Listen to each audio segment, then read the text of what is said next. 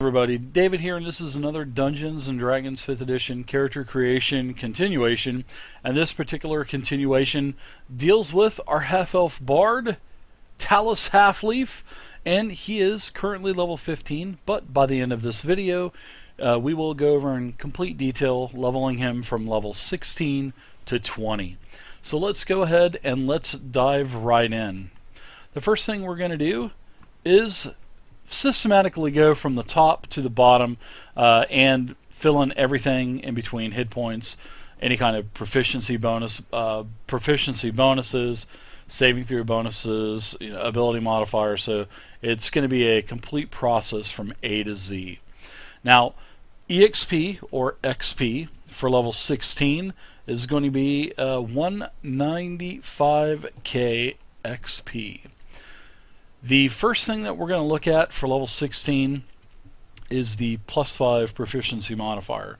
So that is not going to change one bit. Now, the next thing that will change is the ability score improvement. So we are going to go ahead and take that ability score improvement, and we will give ourselves at level 16 a +2 dexterity. So let's add this over here to level 16. And let's add our +2 dex. You're going to see that it takes our dexterity to a maximum of 20 and our ability modifier from 4 to 5. Now, using an ability score improvement means that you can only take a stat to 20 maximum. Okay, so with this dexterity, it's going to affect multiple things. So we'll just start at the top, and it will affect our initiative. So we will now have a +5 initiative. We will also have a 11 base AC plus our max dexterity, which will take it to 16. We will also notice that our dexterity saving throw will go up by 1, so that's going to go from +9 to +10. And our dexterity modifier is not going to influence any kind of jack of all trades skill bonuses or our expertise bonuses, because those are actually based off of the proficiency bonus, not your modifier bonus. So let's go ahead and switch the 3 dexterity skill checks, which are acrobatics, sleight of hand, and stealth. We'll change those and add those up by 1. So we'll add 1 to them. So acrobatics will become a 10. Sleight of hand will become a 15. And stealth will become a 10. So that is it for our ability score improvement, except for one last thing. We need to go ahead and add a +1 to our to hit and our damage. Your ability modifier affects both. Your proficiency, on the other hand, only affects to hit. Now let's go ahead and raise our hit dice heals to 16, and we will go ahead and add 8 more hit points to our grand total to bring us up to 131. And let's take a look at our spells. Spells for level 16, we do not get any more cantrips, we do not know any more spells, and it does not look like we get any more spell slots by the level. So it looks like everything stays the course there. So it looks like we're pretty much done for level 16. We've got our hit points, we've got our hit die, we've got our upgraded dexterity. We've got it listed over here. We took care of our dex for 5 and 5 is 10. All of our other dexterity skill checks are raised. Our attack bonuses were raised. Our damage bonuses were raised. Looks like we're good. I think we're pretty much done with level 16. Very nice. Let's go ahead and move on to level 17. Level 17, wow, we're getting there. So this is going to be, for level 17, we need 225k. Alright. Now next we need to look at our hit points. We're going to raise those up again by 8. That'll take us to a total of 139. We'll have a total of 17 hit dice heals. So we've got the basics covered. Let's start looking at our other features. We're going to get a proficiency bonus. This is the last time that we will get a proficiency bonus, and it will go from +5 to +6. So our proficiency bonus is going to affect a multitude of things, especially for the bard, because we have our jack of all trades and also our expertise skills that we have to worry about. So let's go ahead and take care of the simple things first. Let's get our spell save DC and our spell attack bonus out of the way. We can go ahead and get our attacks out of the way. Alright. That's good. Let's go ahead and add a +1 dagger as well. So we'll raise that to 2, and then that will also equal 6 to bonus damage. Let's see. The proficiency now is going to mess with all of our different saving throws. So we're going to raise that to 11, 6 + 5, and the last one for charisma. Seeing that we're proficient, we're good to go. We're set there. Now, what we also need to worry about are our skills. And for the bard, it can get pretty confusing. So our skill checks here are correct at the moment, and we need to worry about our level 2 class feature called Jack of Trades. Now what Jack of Trades does is it adds half your proficiency bonus rounded down to any ability check that you are not proficient in. So seeing that half of our proficiency bonus is 3, we are going to add another one to everything that we are not proficient in. So animal handling will raise by 1, Arcana will raise by 1, Athletics will raise by 1, History will raise by 1 to 2. And you can see, you know, these were all -1 modifiers, so -1 + 3 is 2. So all of these are definitely going to be right. Charisma will be 5 + 3, because our charisma modifier is 5. Investigation, medicine, nature, perception, all going to +2.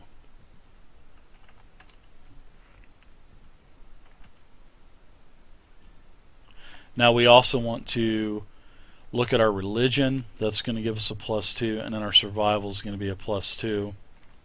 And that is pretty much going to be it for our Jack of all trades. Now, we also have 4 skills that are affected by expertise. Two skills at level 3. What expertise does is it gives us double proficiency. So it's going to give us 2 more points for performance and deception from level 3. So we're going to have a 17 deception and a 17 performance. Wow, that are probably some of the highest mods that you can get. The Bard class just gives you mad proficiency bonuses and skill bonuses, I mean, for that matter. Alright, so next we need to worry about our level 10 expertise, which are Persuasion and Sleight of Hand. So let's raise Persuasion by 2 more. Sleight of Hand, we're going to raise those by 2 as well. So that is it for our skills. This should be our final tally for our skills. We'll also raise our passive perception to 12 because it is 10 plus our perception. And passive perception is used by your dungeon masters, where he or she will use stealth checks on traps or other obstacles, maybe eyeballs in a portrait going by. They'll basically measure up that stealth check versus your passive perception to see if you notice that, or if you notice the pit in front of you. So that is passive perception. That is adjusted, and it looks like we are done with our proficiency raise. We are also going to get at level 17 Song of Rest. Well, we are already going to have Song of Rest, but it is our last upgrade die from a D10 to a D12. Our cantrips for our spells are going to stay the same. We will gain 1 more spell because we gain 9th level spells. Our spell slots are going to stay the same. So we'll take one level 9 spell, and let's go ahead and take Power Word Kill. I think Power Word Kill will be good to take. Alright, so there we go. So Power Word Kill will be the last thing we need to do at level 17. Very good. So now we can go to level 18. And level 18 is going to require a total of 265k XP. We're going to go ahead and raise our hit points by 8 more to a total of 147, giving us a pretty hefty total now. 18 total out of combat hit dice heals after a short rest. Let's go ahead and also add +1 to our armor, because I'm sure we would have at least a +1. So we'll go 11 AC +1. Alright. That'll raise us to a total of 17 armor class, giving us 12 plus 5 for a total of 17. You can add you could probably get a couple more. You can get a little bit more AC out of getting a shield. You know, you would lose your 2-weapon fighting, but you would go like a rapier and a shield, and get no penalties for your rapier because you are, you know, using it as a finesse weapon. But primarily, old Talus here, he's going to be using a dagger and his his hand crossbow in his other hand. But just throw a shield on his back, you know, if you want to do something like that. Well, we could also do that. So, but I think that is going to be level 18. So hit points are done. We added a dagger. We added leather armor. We are going to get to add level 18. We get our last magical secrets. And our last magical secrets this is where we get to add yet 2 more spells to our arsenal. And they have to be of a spell level that we can cast, and it can be from any spell class that we choose, any class that casts spells. Alright. So I'm going to go ahead and choose a couple level 9 wizard spells, and those will be Meteor Swarm. Gotta have Meteor Swarm. And we'll take Power Word. No, we'll take Time Stop. Meteor Swarm and Time Stop. So let's go down to our spells here, to our level 9 spells, and we're going to add Meteor Swarm here, and we'll tag it with Magical Secrets, and we'll also do Time Stop here, tag it with Magical Secrets. That's to let us know that we identify Meteor Swarm and Time Stop as not our original spells, but spells that we added on because of our bonus that we get. Well, our class feature. So it's not going to affect, it's not going to affect any of our, DCs or nothing like that. But we are, however, going to gain 2 more spells. Now, I want to take Power Word Heal.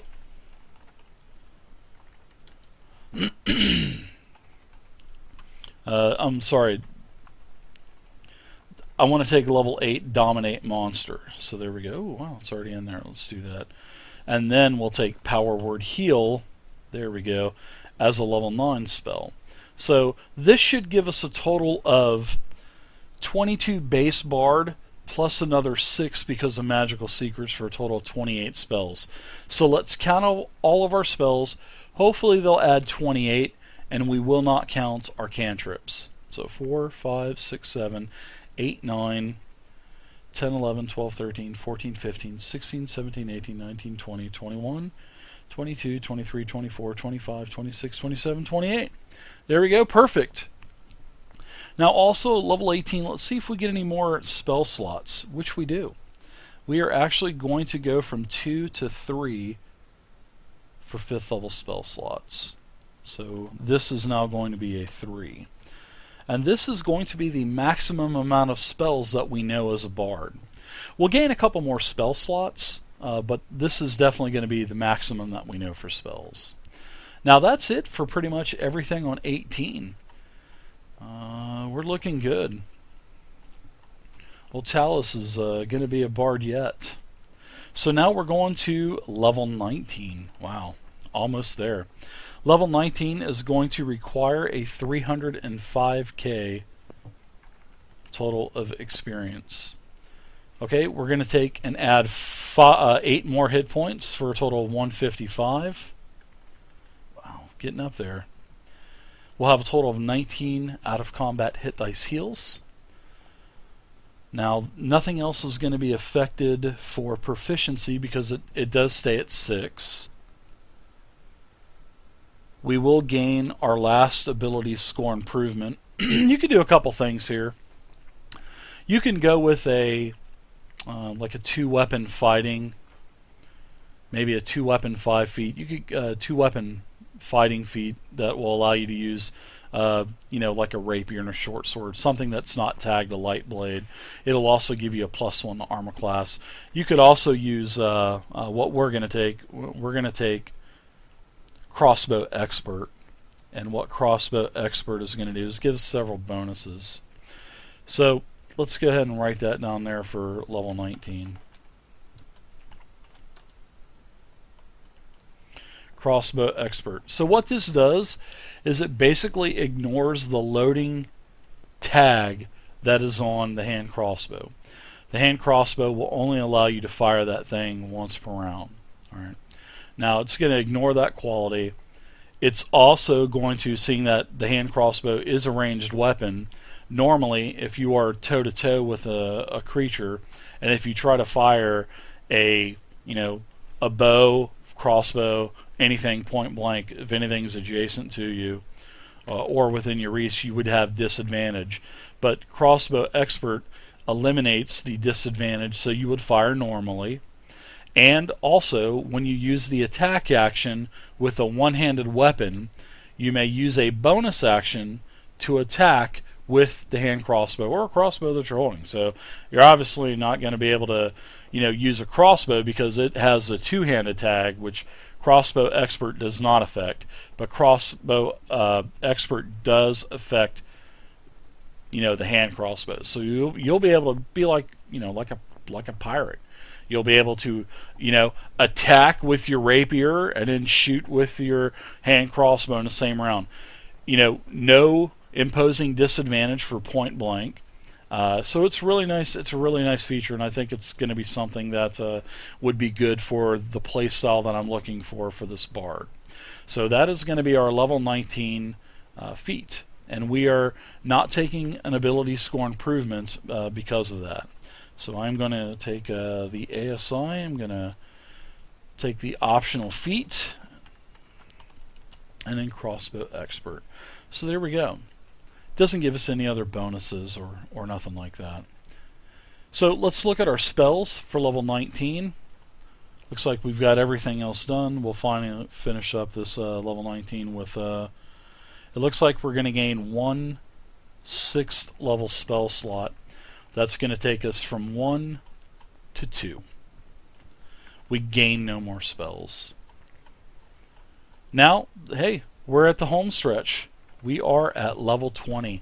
Congratulations, Talus Halfleaf. You are a Bard of Valor, level 20. Now, this is going to require level 20, 355k XP. Let's go ahead and add our last 8 hit points. We'll finish with a grand total of 163 HP at level 20. Not too bad. Not too bad at all, actually.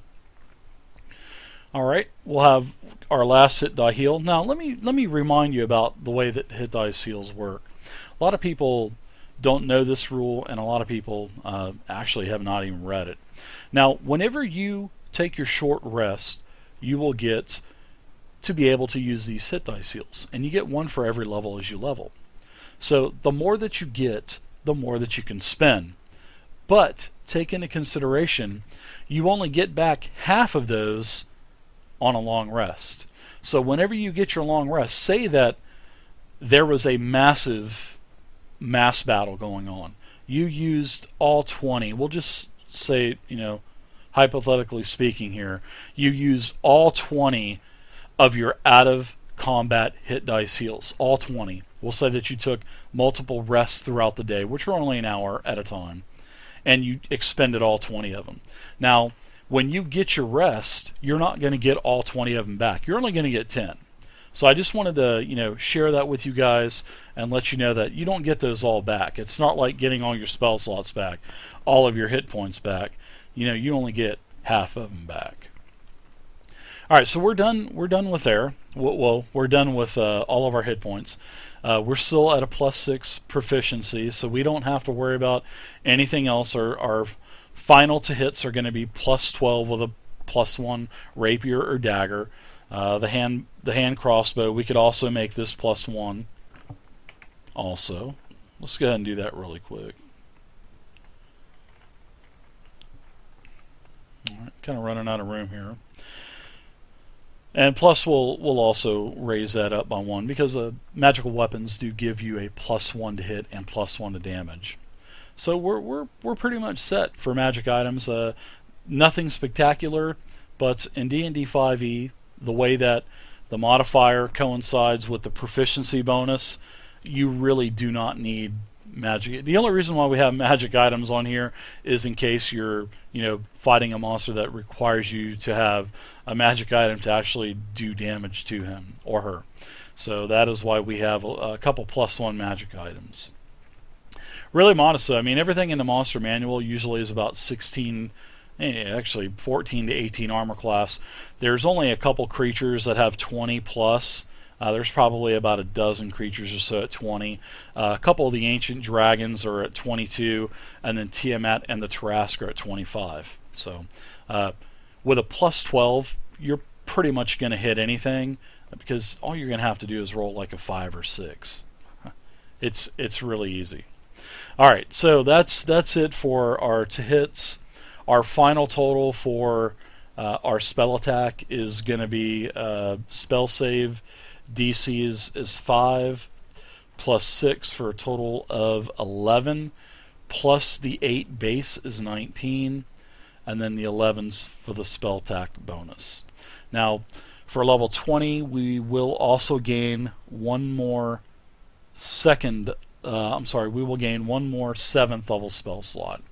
And this is going to be the maximum that we can cast.